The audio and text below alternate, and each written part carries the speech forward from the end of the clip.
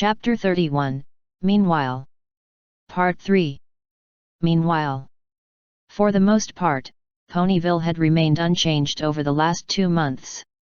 The sales ponies shouted their advertisements in the town square during the day and slept soundly in their beds at night. The farmers worked their fields around the town and visited occasionally for the odd necessity they needed to keep their crops healthy and fruitful.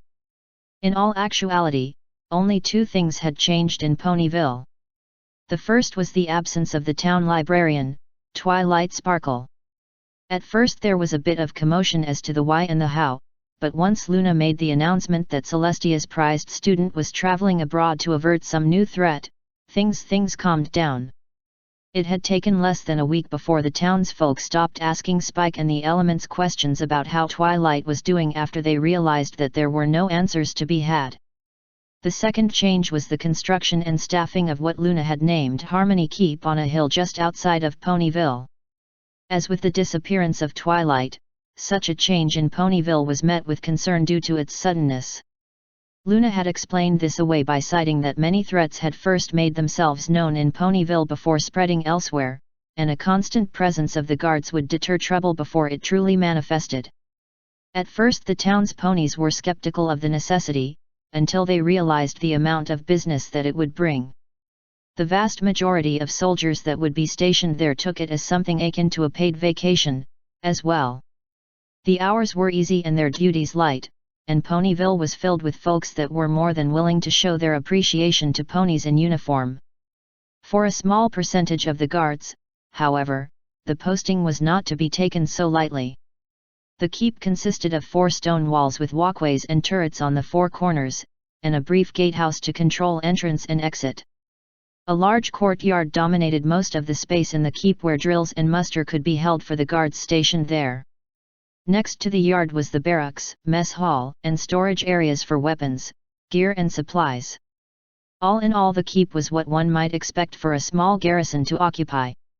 With all the hustle and bustle of the keep and its occupants, it would be easy to miss the small stone structure at the northern corner of the keep, and the quartet of guards that seemingly never moved from their posts except when the shift changed. Unknown to all but themselves, these were Celestia's Solar Guard and were tasked with the true purpose of the keep. Within the small stone structure 4 more guards, all experienced unicorn battle magi, stood at constant attention around what looked like a massive block of pure black stone. Unlike the guards outside the structure who faced outward to spot trespassers, these 4 unicorns faced inwards towards the black stone looking for any sign of change or movement.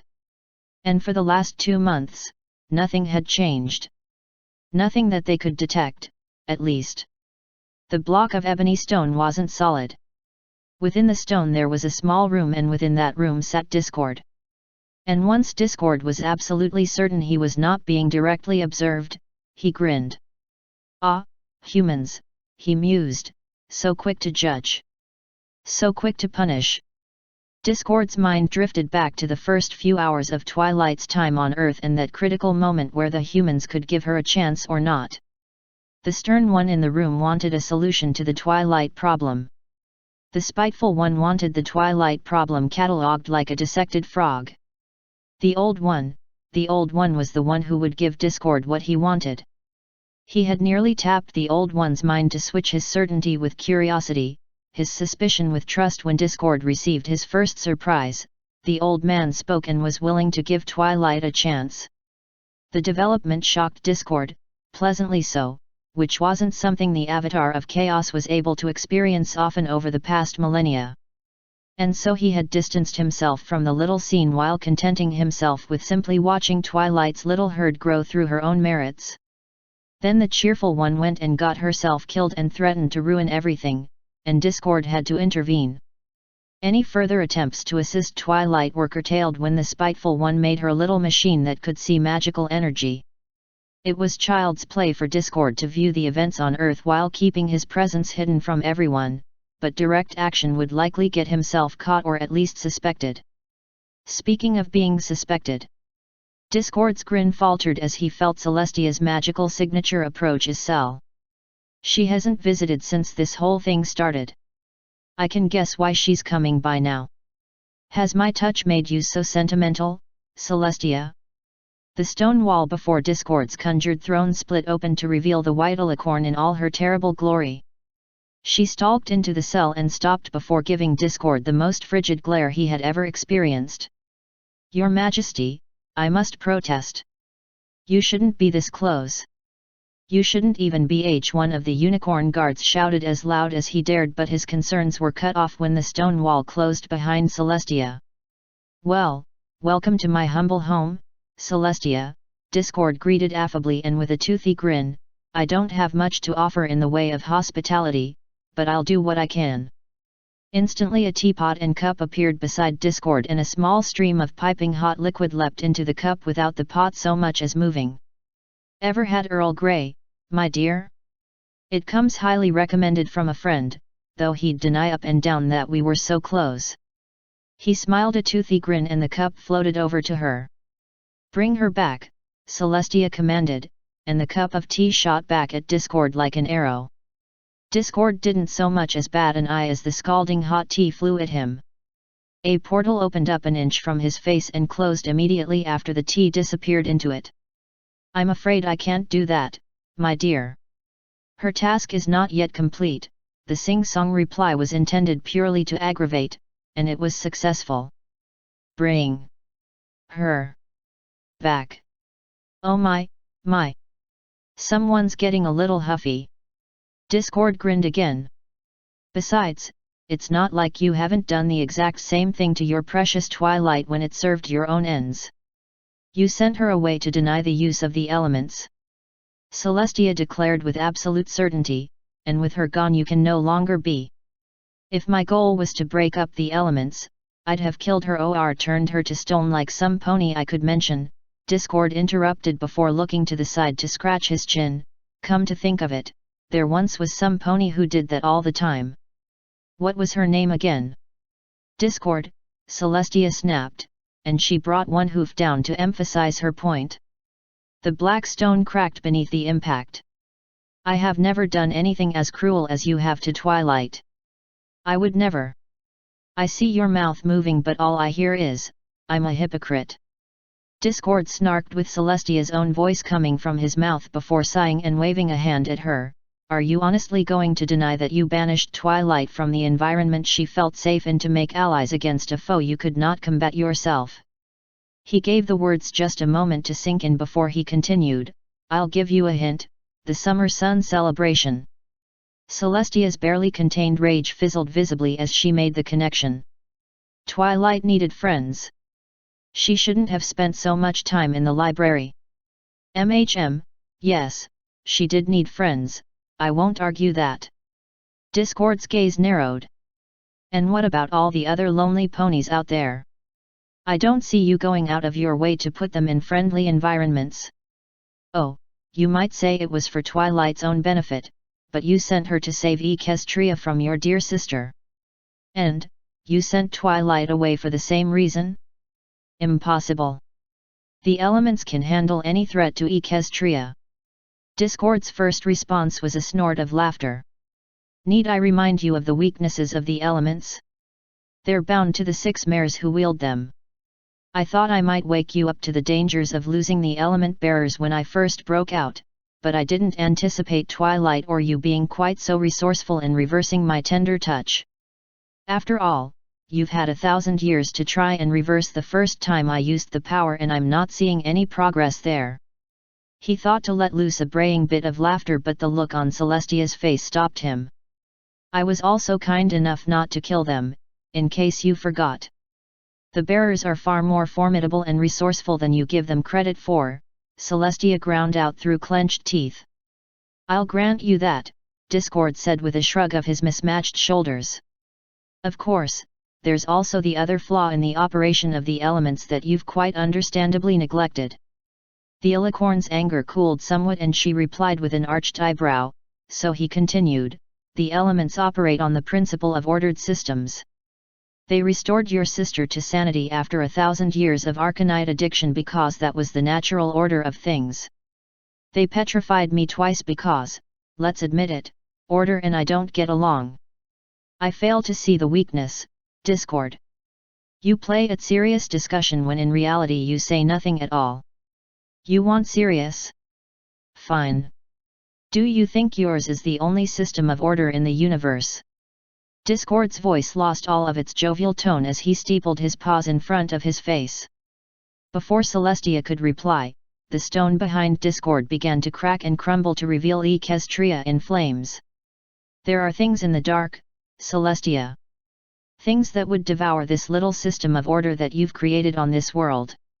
And they have just as much chaos in them as you once did. The elements will fail against them because they perfectly adhere to their own system of order. The burning terrain cleared to reveal monsters that had never been seen before in Equestria. Gouts of green flame rained down from giant metal ships in the sky, and the cities all across the globe burned. Equestrians, griffins, zebra, all races were herded into massive factories and were processed. Any resistance was ended brutally and swiftly. And by the end, the metal ships left Equestria as a burned-out husk devoid of life. There is no free will for these things. There is no creativity. No thought. No chance. No life. No hope. No souls. They are an abomination in my eyes, and I cannot stop them from devouring this world. Not on my own, Discord finished as he continued to stare at Celestia even as horrific scenes played out around him. Then release me and I will deal with them myself. Celestia commanded, and Discord did not miss the small note of concern in her eyes at the scenes around her. And what then? Oh sure, we might thwart one apocalypse on this world, but then who would stop the next? Discord asked, and with a snap of his fingers the scenes of fire and death were replaced with a mockery of the solar court. Dozens of ponies as well as guards lining the walls, but none moved, or spoke, or even breathed in their petrified state. At the head of the room was a pedestal made of petrified ponies with a marble throne upon it, and upon that throne sat a pale blue alicorn with a mane and tail not unlike a blizzard of snowflakes. The alicorn surveyed her silent kingdom and laughed. One tyranny leads to slavery and extinction. The other is cold, unfeeling stone, Discord summarized before snapping his fingers and banishing the horrifying predictions. Which is why it's a good thing I'm exploring other options. Twily's helping us avoid both of those bad ends. Really, you should be thanking me. Celestia was silent for a long moment as she simply stared at Discord. A mortal observer might have thought the alicorn was simply a statue from how still she was, but Discord had spent far too much time with Celestia to miss the subtle signs of emotion flickering across her face. If there was such a threat, then why didn't you just tell us? Tell me. Celestia asked slowly. What's this? An honest question bereft of accusation of threat? You're making this old heart ache with nostalgia. Discord clutched his heart dramatically and hunched forward like an elderly creature before turning his gaze to the alicorn. I'll pay you the courtesy of answering your honest question with one of my own. Would you have believed me if I told you? The question caused Celestia to wince, and Discord chose not to prey on the moment of weakness. You have my attention now, Discord. Celestia recovered quickly before offering Discord an olive branch. If this threat is so dire, then I will assist you in defeating it, but you must bring Twilight back. Discord arched an eyebrow before throwing his head back and laughing. Oh, you thought I was doing this to convince you to help me? Oh, that's just precious, he giggled before sighing and waving a hand. Oh, don't get all huffy again. I know that when the time comes I need not ask for you to defend this world and its people. I'm happy to say that you've learned to cherish the lives of your people over the past 1,000 years, even if I had to force you to. Discord snapped his fingers and the stone cell disappeared only to be replaced with the desolate landscape of the moon while a blue and green globe hovered amidst the void. He waited for Celestia's eyes to widen as she realized the planet in the sky wasn't Equestria before continuing. As I said before, there are things in the dark. Terrifying, heartwarming, revolting, reassuring, monstrous, courageous things. And in one tiny corner of the vast universe is a world filled with people not like you or me or any of your little ponies. The defining trait of these people isn't magic or honesty or kindness, however, it's sheer stubborn-minded determination. They don't look at the impossible and lament, they scratch their chins and bang their heads against the impossible until it becomes possible. I fail to see how that is a virtue, Celestia answered with a smirk. Discord's only response was to pull out a small box with a grill and 2 buttons on the front. He arched an eyebrow at the alicorn before pressing one of the buttons. 4 forward, 4 forward. Move it to the right a little, the box said, though its voice was clouded with crackling background noise. Any further speech from the box was missed as Celestia nearly ducked by reflex when a shadow crossed over her. Her gaze rose to the stars to see a curious sight. A metal vehicle of some kind soared serenely through the star-filled sky before slowly descending onto the moon's surface on a small set of stubby legs. The box beeped and another voice came from the box. "We copy, you're down, Eagle." A second voice answered the first. "Houston, Tranquility Base here. The Eagle has landed." "Roger, Tranquility, we've got you on the ground. We've got a bunch of guys about to turn blue but we're breathing again." "Thanks a lot." A hatch opened up on the side of the vehicle and a figure emerged. It was bipedal but the entirety of its features were hidden beneath a massive white suit and backpack, and its head was covered by what looked like a mirrored fish bowl. It clumsily descended the ladder on one of the vehicle's legs before taking its first steps on the moon. "That's one small step for a man, and one giant leap for mankind." The box crackled one last time before Discord tapped the second button to silence it. "Do you not comprehend the significance of this?" Discord threw his hands up when Celestia appeared less than impressed. "These people, these humans found a way to leave their home world and set foot on their moon without magic. They saw something that their instincts and common sense said was impossible, then they threw out their instincts and common sense and went to the moon. Without magic, or anyone to guide them along their path to progress. No one like you or me, Celestia. They did this all on their own because they are all alone in the dark against everything that seeks to snuff them out. Twilight is with them now. You sent Twilight to them? Why? To help them fight whatever darkness is about to assail them." Celestia asked evenly, and her tone was drenched in disbelief. "Prepare them? It's a bit too late for that, the darkness is already upon them," Discord replied darkly, and he raised one paw. Snap! The moonscape disappeared and was replaced with a sun-soaked cityscape with smooth paved roads and several towers of glass and steel surrounded by several more modest buildings. Any sense of wonder that the beautiful city might have had was marred by several black plumes of smoke that dotted the horizons. Any sense of wonder was dispelled completely by the screams. Several creatures, humans in light clothing, were fleeing in droves towards an impromptu barricade where several more humans waited. These new humans could only be soldiers based on their armor and uniforms, though their weapons were black boxes and tubes. As the lightly clothed humans fled behind the barricade, the soldiers advanced to cover their retreat. Monsters appeared from the alleys around the barricade. Massive insects scuttled forward on blade-like legs and orange glowing eyes locked onto the humans hungrily. Their howls filled the air and they charged after their retreating prey. "Go, go! Don't stop running!" One of the soldiers shouted as he spread his stance and raised his weapon towards the closest of the monsters. A rapid burst of bangs followed by a gout of fire erupted from the weapon in his hands and the monster staggered and fell. The human switched to his second target before the first stopped moving and that one fell to the ground as well after a staccato burst from his weapon. He began to back up and pull a curved box from a pocket on his belt just as a similar box fell from the weapon in his hand.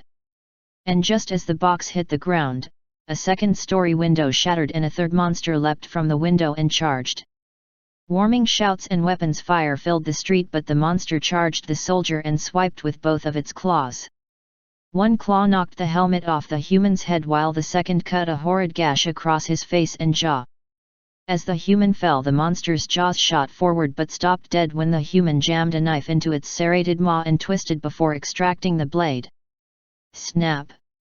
The scene shifted to a building where nearly a dozen humans in black uniforms and armor fired their weapons out of doorways and windows at unseen enemies. In the center of the room sat a massive pylon that glowed green and slowly pulsed faster and faster as two humans worked furiously at the pylon's base. "No pressure, milady. Take your time. Not like all of Cardiff is at stake," one of the humans said cheerfully as he sorted through the rat's nest of wires on one side of the pylon. "Shut it, Finch," the other human snapped, and she gave a panicked look at the pylon as its pulsations increased in frequency.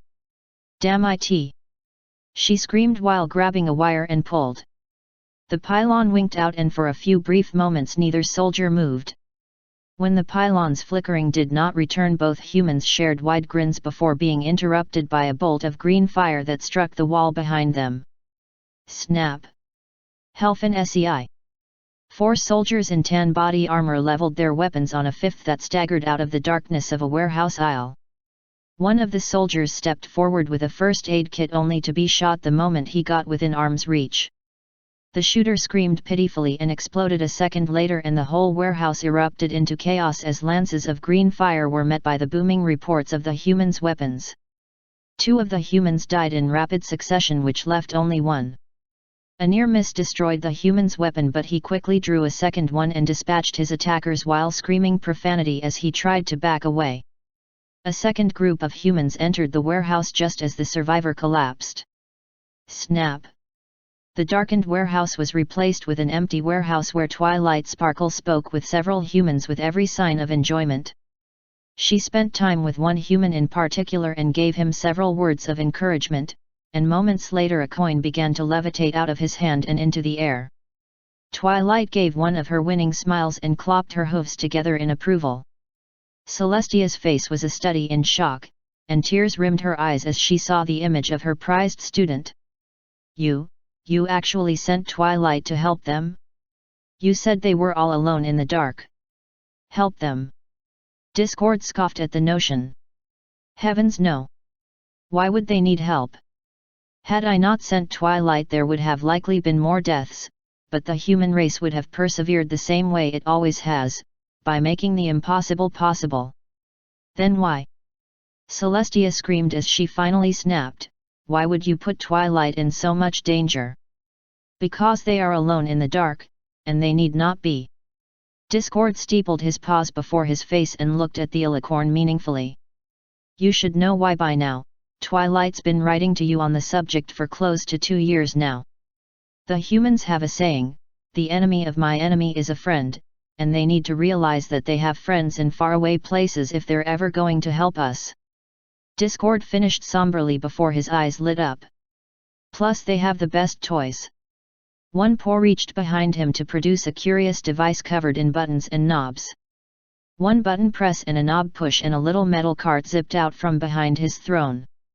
It was gray and sat on squat tracks for a low base of gravity, which was the only thing that kept it from toppling over onto its side from the top-heavy turret mounted on it. The little cart skidded to a halt and the little turret twisted to the side to face Celestia. An insect-like buzzing issued from the turret, and a hail of projectiles no larger than grains of sand flew out at the alicorn only to be stopped dead a foot from her. With its initial assault defeated, it rotated on its tracks and attempted to ram one of her hooves, only for said hoof to raise and crush it flat. Discord recoiled in mock horror. You see?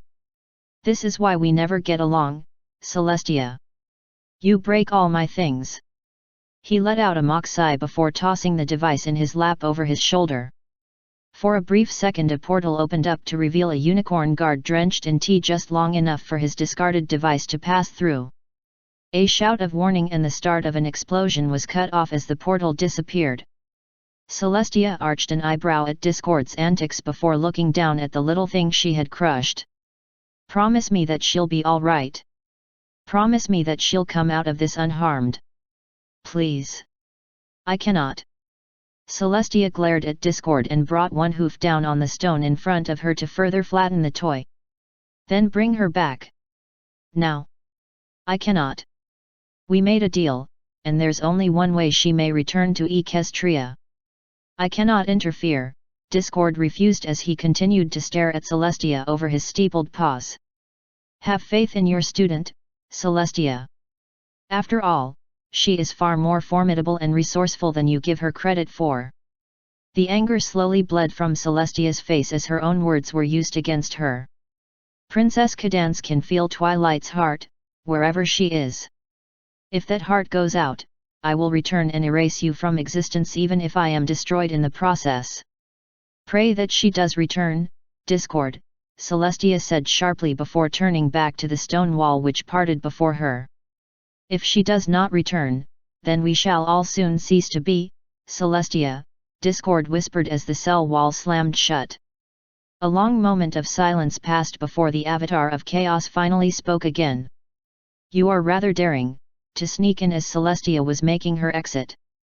Invisibility implies a certain degree of mastery of spellcraft, or infiltration. Which is it, Moments passed before a brown unicorn mare shimmered into visibility in one of the far corners of Discord's cell. Her mane, coat, and eyes were all brown and her cutie mark was a daisy, while her expression was that of dour disinterest. She blinked and for just a moment her eyes were replaced with bright green before a second blink reset them.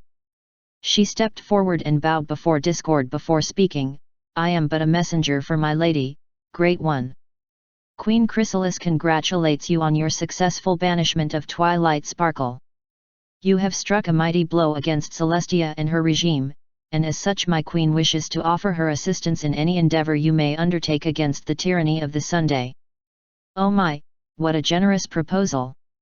Discord said and he clapped his paws with glee. I don't suppose I could speak with Chrysalis now? Ever since her own attempted plot in Canterlot I've just been dying to let her in on a secret. Can you connect me to her? The fake mare closed her eyes and spoke, you speak to Chrysalis now, Lord Discord. The mare opened her now vividly green eyes to look up at Discord only for them to go wide with sanity-bleeding terror. Her jaw hung wide and every impulse screamed to flee the horror before her. 100, 1,000, 1,000,000 eyes stared down at the changeling. Pony eyes, griffin eyes, changeling eyes, fish eyes, insect eyes, and eyes beyond all description stared into her very soul. A smile, a gaping maw filled with a billion teeth from a billion different sources smiled. My dear Chryssy, 1,000 voices said simultaneously as the impossibly toothy grin only grew, I haven't forgotten what you tried to do to Celestia. Before the changeling could do so much as flinch from the implications, 1,000 limbs rushed forward. Tentacles, claws, paws, hooves, pincers, and 1,000 other limbs that defied explanation engulfed the changeling. Asterisk. The stone wall split open and the unicorn magi rushed in with spells ready to identify the source of the screaming. They found a bland unicorn mare trying to press herself through the opposite wall of the cell while screaming her voice into disuse while Discord did nothing but sit upon his throne and grin innocently. Discord. Who is this? What did you do to her? The Archmagi accused while the other guards dragged the hysterical mare to safety. How should I know? It wasn't me who let a perfectly normal unicorn into my cell. Perhaps you should be replaced with someone more competent, Discord snarked, and he gave a finger wave to the screaming former changeling just as the wall closed shut.